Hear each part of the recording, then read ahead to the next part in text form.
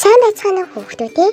Ахуйн осол гэмтлээс өөрийгөө хамгаалах бяцхан зөвлөмжийг хүүхдүүд та нартай хүргэж байна. Анхаарлаа хандуулаарай хүүхдүүдээ. Аяг тав гугаагч шингэн боог зэрэг ахуйн бодисыг огтоос ууж болохгүй шүү хүүхдүүдээ. Хордох аюултай. Хэрвээ чи уусан бол чиний дүү чинь уусан бол яаралтай 103 төргөн тусламжийг тоодаарай.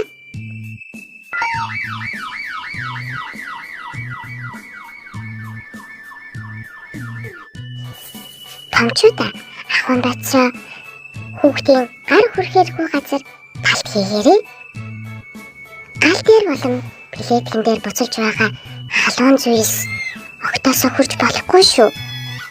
Хэрвээ чи авмаар байвал заавал том хүн дуудаарай. Хэрвээ чи түлэгдсэн бол хүүтэн усанд гараа дүрээрээ. Халуун зүйлд хүрэх нь түлэгдэх аюултайг та нар мэдэн шүү дээ. Хүүхдүүдээ хорц үзүүртэй хутаг хайж зэрэгтэй маш болгоомжтой хүрээрээ. Хэрвээ чи гараа эсгсэн бол цэвэр даавуугаар боогоор хорц үзүүртэй зүйлийг дуур мэдэн авч болохгүй шүү.